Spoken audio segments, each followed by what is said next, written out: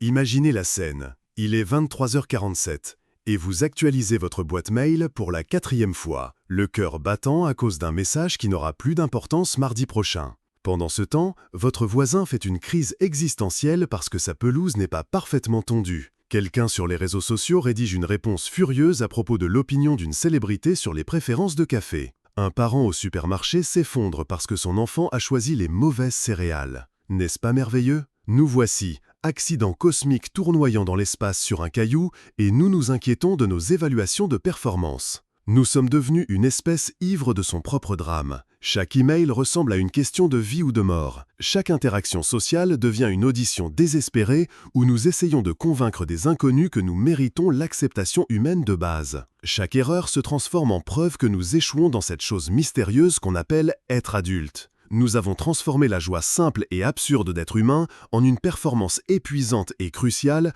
où tout le monde essaie constamment de prouver qu'il mérite l'oxygène et quelques mètres carrés sur ce rocher qui tourne. Le monde moderne est devenu un théâtre d'anxiété 24 heures sur 24. Nous nous réveillons déjà en retard sur des tâches que nous avons inventées pour nous sentir importants. Nous vérifions nos téléphones comme des drogués cherchant une validation numérique qui prouve que nous comptons. Nous faisons défiler les réseaux sociaux en comparant notre réalité des coulisses aux moments forts de tout le monde. Puis nous nous demandons pourquoi nous nous sentons inadéquats. Nous transformons les courses en crise morale entre bio et conventionnel comme si l'avenir de nos enfants dépendait de nos choix de légumes. Mais voici ce qui est curieux. Tout ce poids que nous portons, nous l'avons ramassé volontairement. Personne ne nous a forcés à vérifier nos emails à minuit ou à avoir des crises d'angoisse à propos de nos profils LinkedIn. Quelque part en chemin, nous avons collectivement accepté de jouer un jeu où tout importe désespérément, où chaque moment nécessite notre attention anxieuse, où se détendre ressemble à un échec moral. Nous avons fait de l'occupation perpétuelle un sport de compétition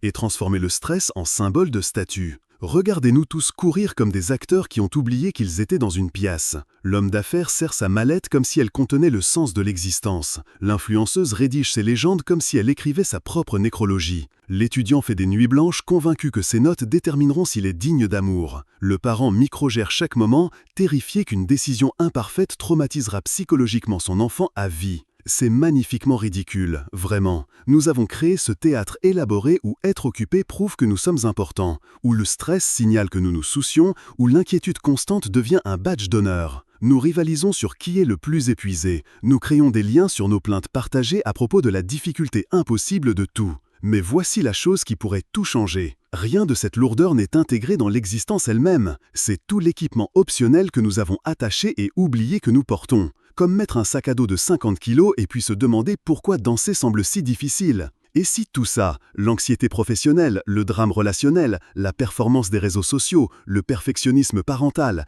et si tout ça n'était qu'un jeu élaboré auquel nous jouons? Et si nous y avons joué si intensément que nous avons oublié que c'était censé être amusant? Le soulagement serait immédiat, n'est-ce pas? Comme se rappeler soudainement que vous retenez votre souffle depuis des années et enfin vous permettre d'expirer. Et si je vous disais que tout ça, c'est une blague cosmique, et que la chute, c'est que c'est nous qui la racontons?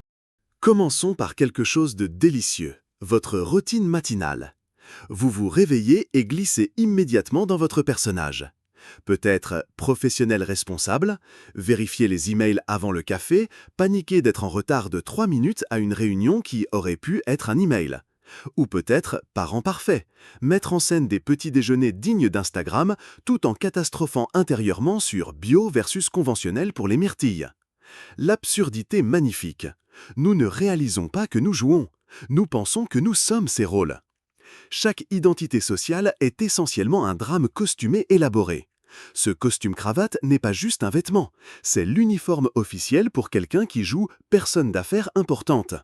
Le pantalon de yoga et le smoothie vert ne sont pas des choix de style de vie, ce sont des accessoires dans la production enthousiaste du bien-être. Votre profil LinkedIn, biographie du personnage.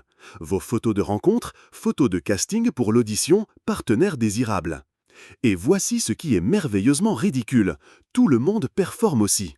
Ce collègue intimidant qui semble impossiblement organisé, il est dans les coulisses en train de googler comment avoir l'air confiant en réunion. Le couple parfait qui poste des photos de coucher de soleil, ils ont probablement passé 20 minutes à se disputer sur les angles de caméra. Nous sommes tous des acteurs de méthode qui se sont tellement plongés dans nos rôles que nous avons oublié qu'il y a une personne sous la performance. L'introvertie s'épuise à jouer extravertie de bureau toute la journée, puis rentre chez elle drainée d'avoir maintenu un personnage qui ne ressemble en rien à son vrai moi. L'esprit libre suffoque lentement sous les couches de « adulte responsable », se demandant où toute la joie est partie. Regardez un enfant jouer, voilà quelqu'un qui comprend. Un moment, il est un dragon féroce, le suivant un médecin gentil, puis un pilote de course. Il glisse entre les personnages sans effort parce qu'il sait que tout est du semblant. Il s'amuse avec les rôles sans être piégé par eux. Quelque part en chemin, nous autres adultes avons oublié comment jouer à se déguiser. Nous avons mis nos costumes et puis nous nous sommes convaincus que c'était nos vraies identités. L'homme d'affaires a commencé à croire qu'il est son titre de poste. Le parent a commencé à penser que sa valeur dépend des réussites de son enfant. L'étudiant est devenu convaincu que ses notes déterminent sa valeur en tant qu'être humain. Nous avons confondu le masque avec le visage qui le porte. Mais n'est-ce pas curieux? Les rôles eux-mêmes ne sont pas le problème. Jouer différents personnages peut être délicieux, épanouissant, même nécessaire. Le problème, c'est d'oublier qu'on joue. C'est comme être tellement absorbé dans un film qu'on oublie qu'on est assis dans un cinéma. Et si vous pouviez vous rappeler? Et si vous pouviez enfiler votre costume professionnel chaque matin, tout en sachant que c'est juste quelque chose que vous portez, pas quelque chose que vous êtes? Et si vous pouviez jouer vos divers rôles avec compétence et dévouement, tout en maintenant cette conscience légère que tout ça, fondamentalement, c'est du semblant élaboré? Soudain, une mauvaise évaluation de performance n'est pas un verdict sur votre âme, c'est juste un retour sur la façon dont vous avez joué ce personnage particulier ce jour-là.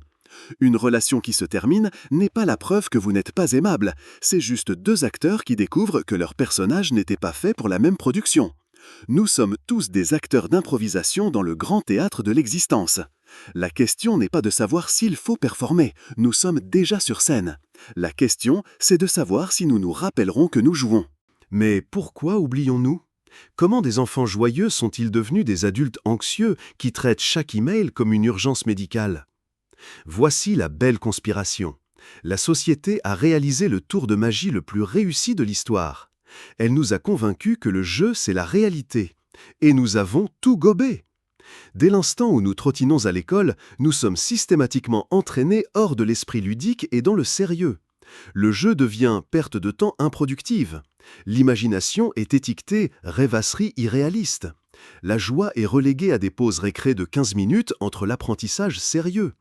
Nous passons 12 ans dans une institution spécifiquement conçue pour convaincre les enfants que la vie c'est du business sérieux. Reste assis, ne parle pas, rivalise pour les notes. Ta valeur en tant qu'être humain est déterminée par ta performance à des tests standardisés qui mesurent ta capacité à régurgiter de l'information que tu oublieras le semestre suivant. Le système éducatif, béni soit son cœur bien intentionné, fait essentiellement tourner un programme de 12 ans pour convaincre des joueurs nés naturellement qu'ils doivent devenir des performeurs anxieux. Les enfants qui arrivent comme explorateurs curieux diplôment comme compétiteurs inquiets. Nous prenons des êtres qui apprennent naturellement par le jeu et la joie et nous les entraînons à associer l'apprentissage avec le stress, le jugement et la peur constante de ne pas être assez bons. À la remise des diplômes, nous avons été complètement programmés. Être adulte signifie être sérieux. Le plaisir devient quelque chose que tu dois mériter à travers la souffrance.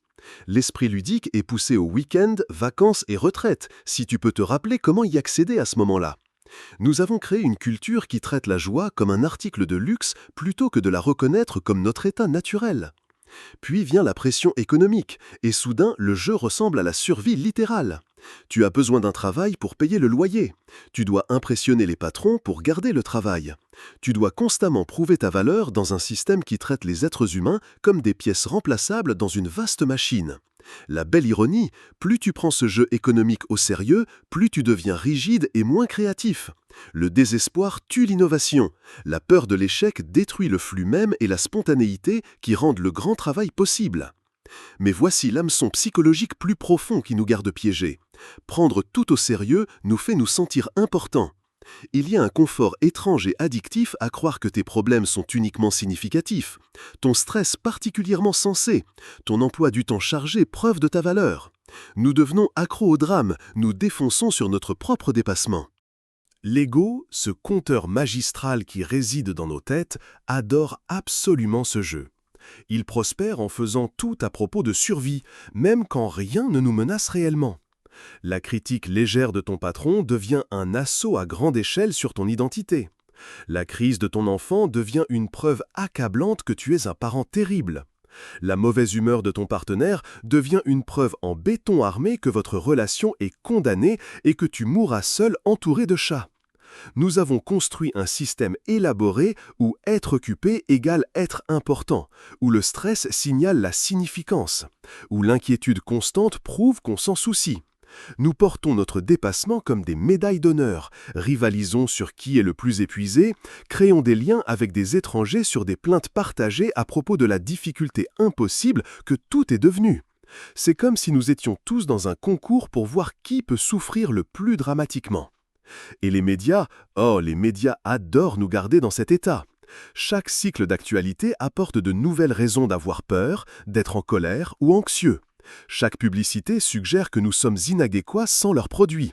Chaque plateforme sociale offre de nouvelles opportunités de nous comparer aux autres et de nous trouver insuffisants, nous trouvons insuffisants. Nous vivons dans une culture qui profite de notre sérieux, qui prospère sur notre anxiété, qui a besoin qu'on croie que le jeu, c'est la réalité vie ou mort. Parce que les gens calmes et joyeux ne font pas des consommateurs désespérés. Les gens heureux ne cliquent pas sur les articles d'indignation. Les gens confiants n'achètent pas de produits promettant de réparer leurs inadéquations. Mais voici ce qui est hilarant. Rien de cette intensité n'était jamais nécessaire. Le poids que nous portons est auto-imposé. Nous avons ramassé ce fardeau quelque part en chemin et oublié qu'on pouvait le poser. Regardez les gens dans le trafic, visage contorsionné de rage d'être retardé de 30 secondes. Observez le parent qui fait une crise parce que son bambin ne veut pas porter des chaussettes assorties. Remarquez votre propre rythme cardiaque quand quelqu'un ne répond pas au texto immédiatement. N'est-ce pas merveilleusement absurde ? Nous prenons nos arrangements temporaires si au sérieux que nous avons oublié à quel point ils sont réellement temporaires. Nous jouons des rôles si intensément que nous avons complètement perdu l'intrigue. La blague cosmique, c'est que le jeu n'était jamais censé être de la torture, c'était toujours censé être du jeu. Quelque chose de magique arrive au moment où tu vois vraiment à travers la performance. C'est comme si quelqu'un chuchota le secret. Psst, rien de tout ça n'est aussi important que tu penses. Le monde entier bascule. Les couleurs semblent plus vives parce que tu ne plisses pas les yeux d'inquiétude. Les conversations coulent plus facilement parce que tu ne répètes pas tes répliques. Les problèmes deviennent des puzzles plutôt que des preuves que tout s'effondre. Ce n'est pas devenir insouciant, tout le contraire. Quand tu arrêtes d'être paralysé par la peur des erreurs, tu commences à prendre de meilleures décisions. Quand tu n'es pas désespérément attaché au résultat, tu peux te concentrer pleinement sur le processus. Quand tu arrêtes de te prendre si au sérieux, tu deviens surprenamment plus efficace à tout. Pense au moment où tu es vraiment en flow. Jouer de la musique, avoir une grande conversation, travailler sur quelque chose que tu aimes. Remarque ce qui manque. Cette voix anxieuse calculant l'importance de tout ça. Tu joues juste complètement absorbé dans le jeu lui-même. C'est ce que les taoïstes appellent Wu Wei, effort sans effort, faire sans forcer. Quand tu reconnais la vie comme jeu, tout devient plus naturel. Tu arrêtes de pousser si fort et tu commences à danser à la place. Ta carrière se transforme d'escalade désespérée d'échelle en expérience intéressante du potentiel humain.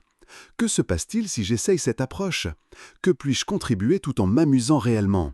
Les relations deviennent plus faciles quand tu arrêtes d'auditionner pour « partenaire parfait » et vois juste s'il y a une chimie naturelle entre deux vraies personnes. Même les problèmes deviennent plus gérables. Cette crise au travail n'est pas la fin du monde, c'est un défi intéressant, peut-être même une opportunité de découvrir des capacités que tu ne savais pas avoir. Ce conflit relationnel n'est pas un drame qui termine la relation, c'est juste deux personnes qui découvrent comment bien jouer ensemble. Tu commences à remarquer l'humour cosmique partout. La personne qui t'a coupé la route n'est pas ton ennemi mortel, c'est juste un autre joueur qui passe une journée difficile. Tes propres moments de grand drame deviennent des sources d'amusement doux plutôt que d'autocritique dure. Tu réalises combien d'énergie tu gaspillais en résistance, luttant contre le flux naturel des choses. Accepter ce qui est et jouer habilement avec ce que tu as, c'est là que vit tout le vrai plaisir. Voici le beau paradoxe. Moins tu prends la vie au sérieux, meilleur tu deviens pour la vivre. Quand tu n'es pas attaché à des résultats spécifiques, tu peux poursuivre des buts avec pleine énergie sans être dévasté quand les choses ne vont pas selon le plan. Quand tu joues plutôt que de lutter, ton intelligence naturelle a la place pour opérer. Un grand acteur ne bâcle pas sa performance juste parce qu'il sait que c'est une pièce. Il apporte tout au rôle tout en le tenant légèrement. Il se soucie profondément du bon travail sans confondre le personnage avec son identité. La lourdeur se lève. Cette tension constante d'arrière-plan commence à se dissoudre. Tu te retrouves à rire plus, pas parce que tout est drôle, mais parce que tu peux voir la beauté absurde qui traverse l'expérience humaine. Y compris ta propre partie ridicule et merveilleuse dans tout ça. Alors nous voici, de retour où nous avons commencé. Mais tout a changé. Il est toujours 23h47 et il y a toujours un email dans ta boîte de réception. Mais au lieu de palpitations cardiaques, tu pourrais te retrouver à glousser. Regarde ça, penses-tu. Quelqu'un joue le personnage email urgent à minuit. Je me demande s'il sait que c'est optionnel. Tu peux répondre si c'est genuinement important, mais tu le fais par choix plutôt que par compulsion. Tu joues professionnel responsable habilement sans être esclavagé par ça. Le costume s'adapte plus confortablement quand tu te rappelles que tu peux l'enlever. C'est ça, jouer consciemment, s'engager pleinement tout en maintenant la conscience que tout ça, c'est du théâtre. Tu peux te soucier profondément de ton travail sans que ton identité dépende des évaluations trimestrielles. Tu peux aimer ta famille intensément sans essayer de contrôler chaque aspect de leur expérience. Le secret, c'est d'apprendre à jouer plusieurs jeux simultanément. Oui, tu es adulte responsable dans beaucoup de contextes et tu peux jouer ce rôle magnifiquement. Mais tu es aussi enfant éternel, explorateur curieux, esprit créatif, des douzaines de personnages selon la situation. La liberté vient de ne pas être piégé dans un seul rôle. Regarde les enfants basculer sans effort de jouer à la maison à être des dinosaures, à devenir des étudiants sérieux quand c'est l'heure de la leçon. Ils s'apportent entièrement à chaque activité sans confusion sur laquelle représente leur vraie identité. Cette conscience ludique transforme tout.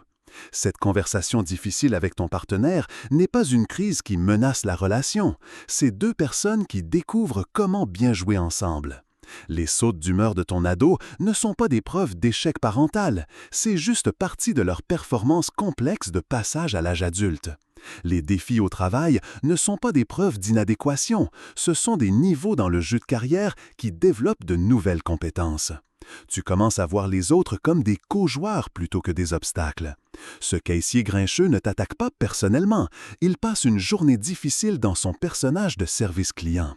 Ton patron exigeant n'essaie pas de ruiner ta vie, il joue son propre rôle complexe avec des pressions que tu ne comprends peut-être pas. Ce changement apporte une compassion énorme. Quand tu reconnais que tout le monde improvise essentiellement, jouant des rôles qu'ils ont appris d'autres personnes qui improvisaient aussi, tout le drame humain devient à la fois plus compréhensible et plus pardonnable. Tu peux toujours fixer des limites, poursuivre l'excellence, défendre ce qui compte. Mais tu fais tout ça depuis une force ludique plutôt qu'un sérieux désespéré. Tu ne te bats pas pour la survie, tu navigues un jeu intéressant et complexe avec sagesse et compétence. La belle chose à propos du jeu conscient, c'est sa contagiosité. Quand tu approches la vie avec légèreté, les autres sentent la permission de se détendre aussi. Ton énergie ludique leur donne l'espace pour se rappeler leur propre joie naturelle. Et les jours difficiles, parce qu'ils vont venir, tu as de la perspective. Les temps difficiles sont juste des niveaux plus durs, pas des preuves que tu échoues à l'existence. Les revers sont des rebondissements d'intrigue, pas des fins. Même le deuil et la perte, bien que genuinement douloureux, peuvent être tenus dans la conscience plus large que ça aussi fait partie de la grande performance mystérieuse dans laquelle nous sommes tous ensemble. Le secret n'était jamais d'arrêter de jouer, c'était de réaliser que tu jouais depuis le début. La vie n'est pas un test que tu peux échouer ou un problème nécessitant une solution. C'est une improvisation à laquelle tu peux participer, une danse dans laquelle tu es invité, un art que tu co-crées avec tous ceux qui t'entourent. Maintenant, quel personnage veux-tu être? Pas pour toujours, juste aujourd'hui, juste ce moment, juste pour la joie de découvrir ce qui est possible quand tu te rappelles que tout ça, c'est un jeu. Et les jeux, mon ami, sont censés être amusants. La scène est plantée, le rideau est levé, ta réplique, c'est maintenant.